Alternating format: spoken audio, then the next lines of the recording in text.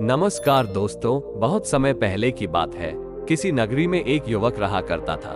वो युवक बहुत ही शर्मीला था। इतना शर्मीला था कि जब भी उसके सामने कोई नया व्यक्ति आ खड़ा होता तो उससे बात तक नहीं करता था। यहाँ तक कि जिन्हें वह जानता था, पहचानता था, उनसे भी बात करने में उसे बहुत शर्माया करता था।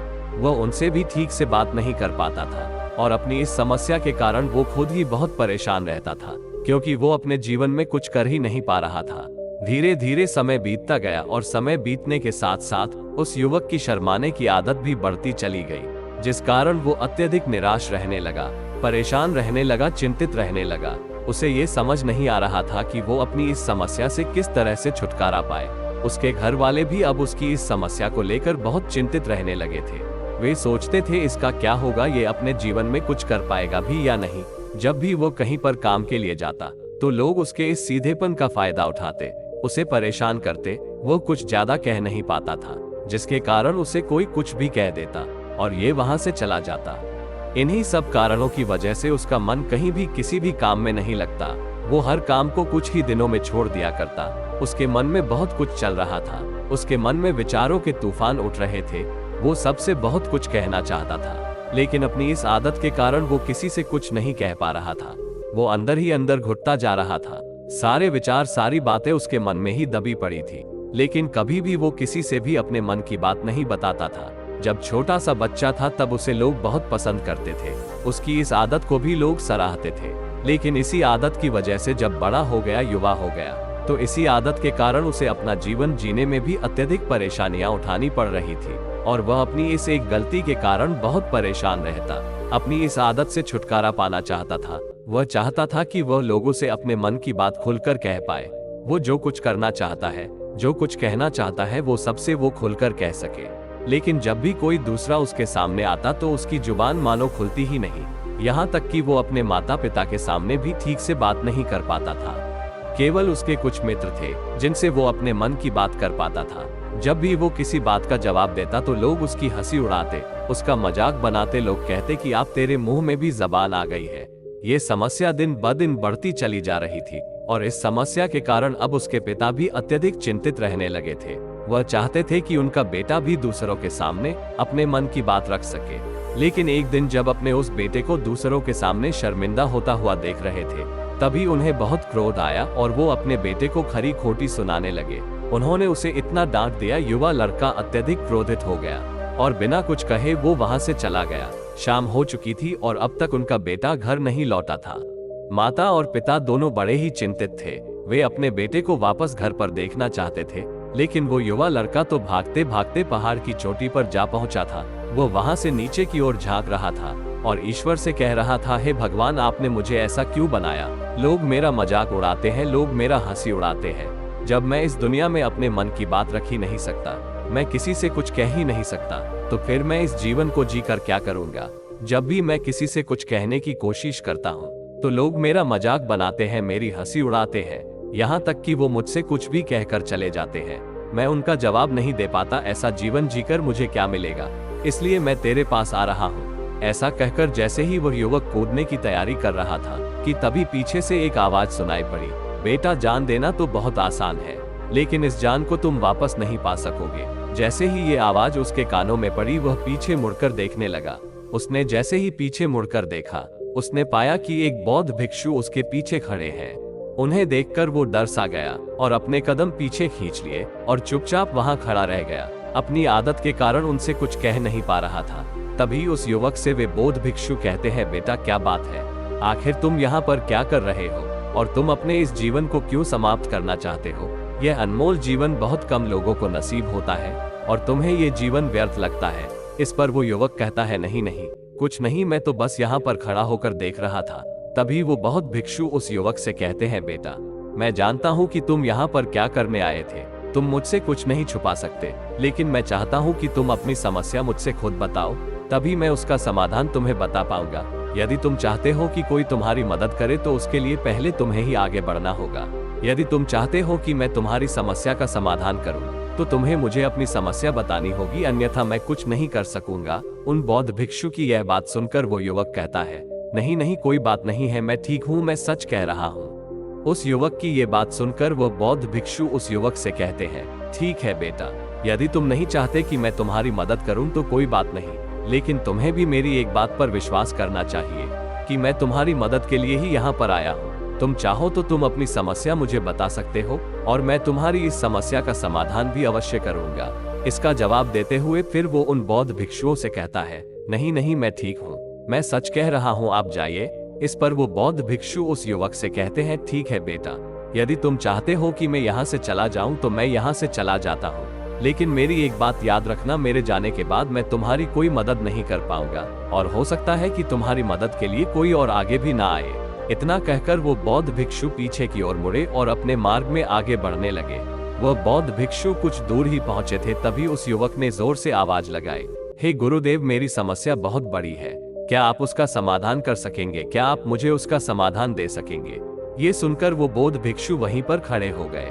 पीछे मुड़कर उन्होंने उस युवक की बात का जवाब देते हुए कहा, बेटा, इस दुनिया में कोई भी ऐसी समस्या नहीं है जिसका कोई समाधान ना हो। यदि तुम मुझे अपनी समस्या बताओगे तो मैं उसका समाधान अवश्य करूंगा। तभी युवक उन बौद्ध भिक्षु से अपनी समस्या बताते हुए कहता है, हे गुरु, मेरी बहुत बड़ी समस्या है, मैं शर्मिला हूँ, जिस कारण मैं किसी से कोई बात नहीं कर पाता, यहाँ तक कि मैं अपने मन की बात भी किसी को नहीं बता पाता।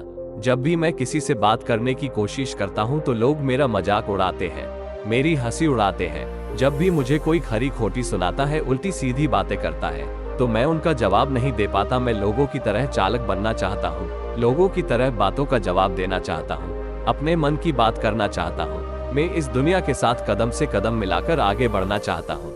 क्या इसका कोई समाधान है? उन भिक्षुओं ने उस युवक की सारी बातें ध्यानपूर्वक सुनी और फिर जवाब देते हुए वे कहते हैं, बेटा, जरूरत से ज्यादा शर्मीला होना, इसका अर्थ यह है कि तुम्हारे अंदर कोई डर है जिसे तुम पहचान नहीं पा रहे हो, जिस कारण तुम उसका समाधान करने में भी असमर्थ हो। शर्म करना अलग बात है और डरना अलग। जब हमारे भीतर डर होता है तब हम कहीं भी किसी से भी कोई भी बात नहीं कर सकते। हमें चारों तरफ केवल डर ही नजर आता है और हम हर जगह सिर्फ डरते ही रहते हैं, लेकिन इसे शर्माना नहीं कहते। आगे वो बौद्ध भिक्षु उसी व्यक्ति से कहते हैं, बेटा, तुम सबसे अधिक किससे शर्माते हो? वो इसका जवाब देते हुए कहता है, हे गुरुवर, मुझे अपने पिता से बात करने में बहुत शर्म आती है। तभी वो बौद्ध भिक्षु उस युवक से कहते हैं, अच्छा, तो ये बताओ, जब तुम अपने पिता से बात कर रहे होते हो या फिर बात करने का प्रयास करते हो तो तुम्हारे मन में कैसे ख्याल उत्पन्न होते हैं? वो युवक इसका जवाब देते हुए कहता है, हे गुरुवर, जब भी मैं अपने पिता से बात करने का प्रयास करता हूँ तो मुझे ऐसा प्रतीत होता है मानो मेरे पिता अभी मुझे डांट देंगे, मुझ पर क्रोध करेंगे, मुझसे नाराज हो जाएंगे और कहीं ना कहीं मुझे ये भी लगता है कि मैं कुछ गलत बात ही करूंगा। यहाँ तक कि मेरे मन में ऐसे भी ख्याल उत्पन्न होते हैं कि शायद मेरे पिता मुझसे प्यार ही नहीं करते। परंतु हे गुरुवर, आप कहते हैं कि शर्म अलग है और डरना अलग बात है, तो क्या कोई ऐसा उपाय है, क्या कोई ऐसा रास्ता है जिससे मेरे अंदर का ये डर पूरी तरह से समाप्त हो जाए? कृपा करके मुझे इस समस्या का समाधान बताइए। मुझे अपने इस डर से बाहर निकलना है, मुझे लोगों की तरह अपने इस जीवन को खुलकर जीना है। उस युवक की ये सारी बातें सुनकर वो बौद्ध भिक्षु उसी वक्त से कहते हैं, जाओ और अपने पिता से कहो कि मुझे कुछ काम करना है और उसके लिए मुझे आपसे कुछ धन चाहिए। यदि तुम उनसे धन मांगने में कामयाब हो गए तो मैं तुम्हें तुम्हारी इस समस्या का समाधान अवश्य बताऊंगा। वो युवक काफी घबरा गया। उसने उन गुरुवर से कहा, हे गुरुवर, मुझे ये कार्य ना दीजिए, मैं अपने पिता से बहुत डरता हूँ, मैं उनसे कुछ नहीं कह पाता, उनके सामने तो मेरी बोलती तक बंद हो जाती है, मैं उनसे धन भला कैसे मांगूंगा?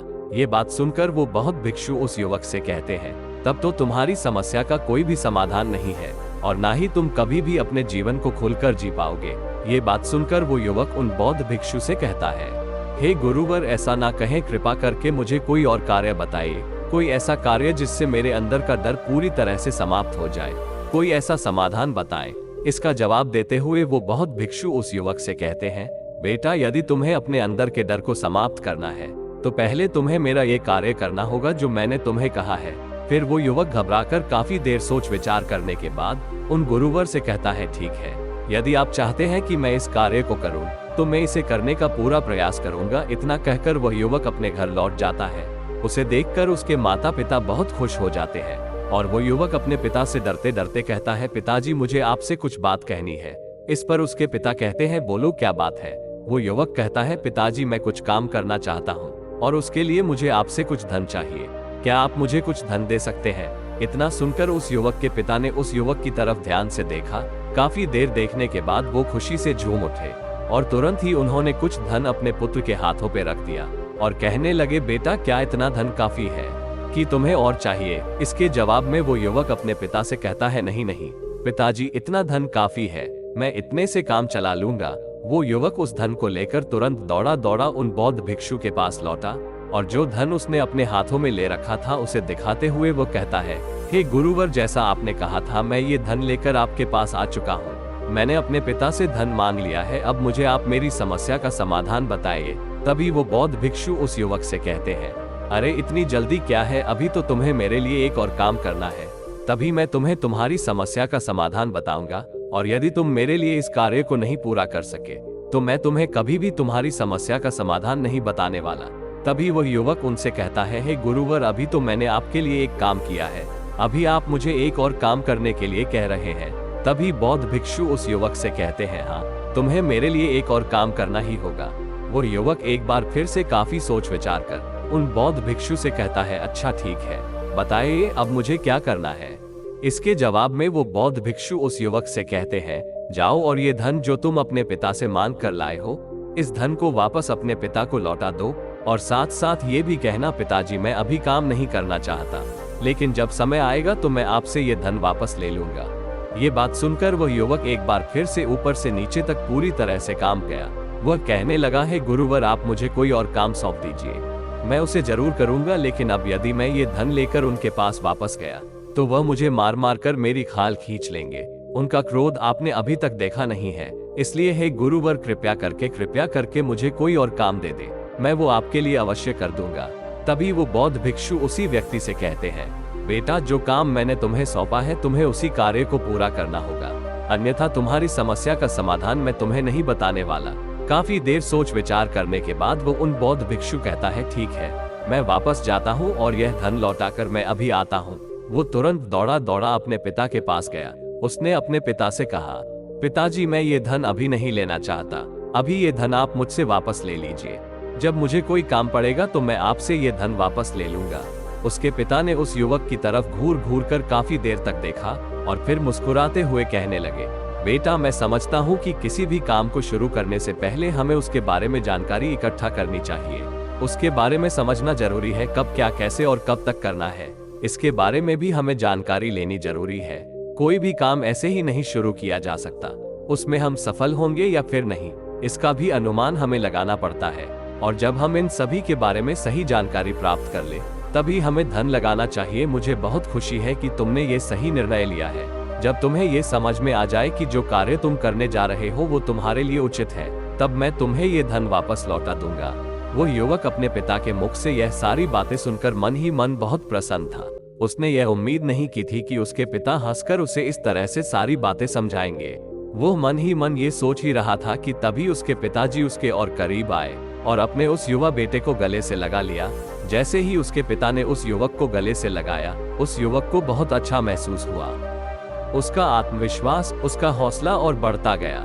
उसके बाद युवक वापस पुनः गुरुवर के पास लौटा और कहने लगा, गुरुवर जैसा आपने कहा था मैंने बिल्कुल वैसा ही किया है, मैंने धन अपने पिता को वापस कर दिया है, अब तो कृपया करके मुझे मेरी समस्या का समाधान बता दीजिए। तभी बौद्ध भिक्षु उस युवक की तरफ देखकर मुस्कुराते हैं और उस युवक से कहते हैं, बेटा इतनी जल्दी क्या है, अभी तो तुम्हें मेरे लिए एक और काम करना ही पड़ेगा।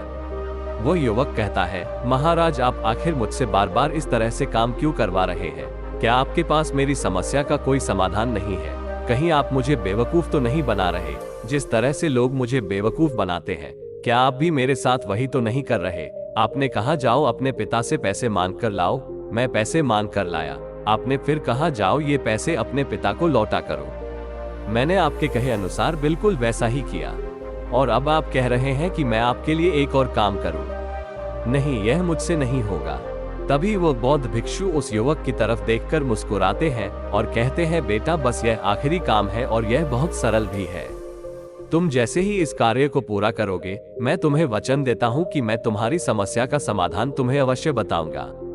इस पर वह युवक फिर से एक बार सोच विचार करता है और उन बौद्ध भिक्षु से कहता है, ठीक है, लेकिन यह आखिरी काम जो मैं आपके लिए करूंगा, बताइए मुझे क्या करना है? तभी बौद्ध भिक्षु एक मूर्ति निकालकर उस युवक के हाथ में थमा देते हैं। वो मूर्ति दिखने में बहुत ही साधारण सी थी, लेकिन वो बौद्ध भिक्षु उस युवक से कहते हैं, बेटा तुम्हें इसे बाजार में ले जाना है, इसे बेचना है और इसके बदले में तुम्हें 100 सोने के सिक्के लेकर आना है। जब तुम ये करने में सफल हो जाओगे तभी मैं तुम्हें तुम्हारी समस्या का समाधान तुम्हें बता पाऊंगा। वह युवक उस मूर्ति को अपने हाथ में लेकर बड़े ही गौर से देखता है और उन बौद्ध भिक्षुओं से कहता है, गुरुवर, ये तो बड़ी ही साधारण सी मूर्ति लग रही है, मानो मिट्टी की बनाई गई हो। इसके लिए भला सोने के सिक्के मुझे कौन देगा? कहीं आपका माथा फिर तो नहीं गया है? इसके 1 या 2 सोने के सिक्के मिल जाएं, वही बहुत है, लेकिन इसके लिए 100 सोने के सिक्के कोई नहीं देगा। तभी वह बौद्ध भिक्षु उस युवक से कहते हैं, बेटा, मैंने जो तुम्हें काम सौंपा है, यदि तुम उसे पूरा करोगे तभी तुम्हें तुम्हारी समस्या का समाधान मिल पाएगा, अन्यथा तुम चाहो तो अपने घर लौट सकते हो, फिर से वही अपने पुराने जीवन में, जहां लोग तुम्हारा मजाक बनाते हैं, लोग तुम्हें डराते हैं, सताते हैं। वो युवक उन बौद्ध भिक्षुओं की बात सुनकर मन ही मन यह विचार करता है कि मुझे तो मेरी समस्या का समाधान किसी भी हालत में चाहिए, जिस कारण वो उस मूर्ति को उठाकर बाजार की ओर चल पड़ता है। बाजार पहुंचकर वो एक जगह चुपचाप उस मूर्ति को लेकर खड़ा हो जाता है और इंतजार करने लगता है कि कोई आएगा और उससे उस मूर्ति के बारे में पूछेगा, और तब वह उस मूर्ति के लिए 100 सोने के सिक्के की मांग करेगा। देखते ही देखते काफी समय बीत गया, लेकिन अभी तक उसके पास कोई भी व्यक्ति नहीं आया था। उसने आसपास देखा तो लोग चिल्ला चिल्लाकर अपने सामानों को बेच रहे थे और जोर जोर से आवाज लगा रहे थे। उसने भी सोचा, यदि मुझे अपने इस मूर्ति को बेचना है तो मुझे भी जोर जोर से आवाज लगानी होगी। उस युवक ने चिल्लाना शुरू किया, लेकिन वह इतनी जोर से नहीं चिल्ला पा रहा था, उसकी आवाज उसे खुद तक सुनाई नहीं पड़ रही थी। तो भला उसकी आवाज को दूसरे कैसे सुनते, जिस कारण उस व्यक्ति के पास उस मूर्ति को खरीदने के लिए कोई नहीं आ रहा था। धीरे धीरे शाम का समय हो चुका था और उस व्यक्ति को ये डर था कि कहीं वह बौद्ध भिक्षु वहां से कहीं चले ना जाए, अन्यथा उसे उसकी समस्या का समाधान कौन देगा। ये सोचकर उसने जोर जोर से आवाज लगानी शुरू कर दी कि 100 सोने के सिक्के में मूर्ति ले लो। उसकी आवाज सुनकर लोग उसके पास आने लगे और उससे ये सवाल करने लगे कि इस मूर्ति में ऐसा क्या है जो तुम इसके 100 सोने के सिक्के मांग रहे हो, इसके अंदर ऐसा कुछ तो खास होगा ही। वो युवा काफी देर सोच विचार कर उस युवक से कहता है, नहीं नहीं, मुझे कुछ नहीं पता, मैं तो बस ये मूर्ति यहाँ पर बेचने आया हूँ। तभी उसमें से एक युवक उस युवक से कहता है, अगर ऐसी बात है तो इस मूर्ति को कोई नहीं खरीदने वाला। आखिर इस मूर्ति में ऐसा क्या खास है जिसके लिए तुम 100 सोने के सिक्के की मांग कर रहे हो? तुम्हें बताना ही पड़ेगा। धीरे धीरे कई लोग उस व्यक्ति के पास आए और सभी ने बस एक ही सवाल किया कि आखिर इस मूर्ति में ऐसा क्या खास है, ऐसी क्या बात है जिसके लिए तुम 100 सोने के सिक्के की मांग कर रहे हो। उस युवक ने उनसे बातचीत की, उन्हें समझाने की कोशिश के कई प्रयत्न किए, लेकिन कोई भी उस मूर्ति को 100 सोने के सिक्के देकर खरीदने के लिए तैयार नहीं था। वह निराश हो गया, उसे कुछ समझ नहीं आ रहा था कि वह क्या करे। तभी बाजार में उसने देखा कि कुछ लोग अपने सामानों की खासियत बता रहे हैं। उसे बेचने के लिए वो उसकी खास बातों के बारे में लोगों को समझा रहे हैं। ये देखकर उसने भी सोचा कि मुझे भी इस मूर्ति की कुछ खासियत लोगों को बतानी होगी। उसने फिर एक बार जोर जोर से आवाज लगानी शुरू की कि हर समस्या का समाधान निकालने वाली मेरे गुरु की इकलौती मूर्ति, जो इस दुनिया में केवल एक ही है, जिसके पास भी यह मूर्ति होगी उसके घर में कोई समस्या नहीं होगी। यह मूर्ति किसी भी समस्या का समाधान तुम्हें अवश्य बताएगी। ये सुनकर लोग उसके पास पहुंचने लगे। उन लोगों ने उस मूर्ति को ध्यान से देखना शुरू किया और उस युवक से कहने लगे, क्या सच में यह मूर्ति जिसके पास होगी उसके पास कोई समस्या नहीं होगी? क्या सच में ये सभी समस्याओं का समाधान करती है? इसका जवाब देते हुए वो युवक कहता है, हाँ, ये सभी समस्याओं का समाधान कर देती है। यदि आप इस मूर्ति को ले जाते हैं, आपके घर में कोई भी समस्या होगी तो उसका समाधान ये आपको अवश्य बताएगी। चाहे कोई भी समस्या हो, कैसे भी समस्या हो, कैसी भी परिस्थिति हो, आपको इसका समाधान अवश्य मिलेगा। इतना सुनने के बाद अब वो एक मूर्ति सबको चाहिए थी। उस मूर्ति के अब दाम लगने लगे। कोई उसे 200 सोने के सिक्के, तो कोई 400, कोई 500, तो कोई 1000 तक सोने के सिक्के देने के लिए तैयार था। उस मूर्ति की कीमत लगातार बढ़ती जा रही थी। जैसे जैसे लोगों को पता चलता जा रहा था कि यह मूर्ति लोगों की समस्या का समाधान करती है, तो लोग उसे किसी भी कीमत पर खरीदने के लिए तैयार हो गए थे। अब वो युवक भी आत्मविश्वास के साथ और जोर से चिल्ला रहा था, लोगों को उस मूर्ति के बारे में समझा रहा था, बता रहा था। अब उसके मन में कोई डर नहीं था। लोगों को उस मूर्ति के बारे में पूरे आत्मविश्वास के साथ, बेहिचक के साथ, बिना घबराए उस मूर्ति की खासियत बताने में लगा हुआ था, जिसके कारण लोग उस पर भरोसा कर रहे थे और वो भरोसा लोगों की नजरों में नजर भी आ रहा था। जैसे जैसे अंधेरा होता गया, लेकिन लोगों की भीड़ मानो कम होने का नाम ही नहीं ले रही थी। लोग बड़ी तादाद में उस मूर्ति के बारे में जानना चाहते थे, उस मूर्ति को खरीदना चाहते थे। लेकिन तभी उस युवक ने जोर से आवाज लगाई, मुझे क्षमा करें, ये मेरे गुरु की मूर्ति है और मैं इसे बेचना नहीं चाहता। इतना कहकर वो युवक उस मूर्ति को लेकर वापस खाली हाथ लौट आया और उन गुरुवर के पास पहुंचा और उन गुरुवर से कहने लगा, हे गुरुदेव, आपका बहुत बहुत धन्यवाद, इस मूर्ति ने मेरी समस्या का समाधान कर दिया। मुझे समझ में आ गया कि मेरी क्या समस्या थी। हालांकि मैं इसे बेचकर सोने के सिक्के तो आपके लिए नहीं ला पाया, लेकिन मुझे मेरी समस्या का समाधान अवश्य मिल गया। आपका बहुत बहुत धन्यवाद। इस बात को सुनकर वो बौद्ध भिक्षु उस व्यक्ति से कहते हैं, बेटा, मैंने तुम्हारी समस्या का समाधान नहीं किया है, तुमने तो खुद ही अपनी समस्या का समाधान किया, अपनी समस्या तुमने खुद ही सुलझा ली है। तुम्हारे मन में हजारों सवाल थे, मैं ये करूंगा तो लोग क्या कहेंगे, मेरे बारे में क्या सोचेंगे, यदि मैं अपना मुंह खोलूंगा तो लोग मेरे ऊपर हंसेंगे, यदि मैंने मुंह खोला तो मैं कुछ गलत ही करूंगा। ऐसे कई सारे विचार तुम्हारे मन में थे, ऐसे कई सारे डर तुमने अपने मन में पाल रखे थे। लेकिन जब इस मूर्ति के बेचने के दौरान तुमने उन सैकड़ों लोगों का सामना किया, उनके सामने अपने मन की बात रखी, तुमने खुलकर वो कहा जो तुम्हें कहना चाहिए था, तो तुम्हारे मन का डर खुद ब खुद समाप्त हो गया। जिसे तुम शर्माना कहते थे वह तुम्हारे भीतर से खुद ही समाप्त हो गया। वो युवक अपने गुरुवर की यह बात सुनकर उनसे कहता है, हे गुरुवर, आप सही कहते हैं, आपने मेरे मन में वह विश्वास जगा दिया है जिससे अब मैं कुछ भी हासिल कर सकता हूँ। आपका बहुत बहुत धन्यवाद। फिर वो युवक वापस अपने घर को लौट गया।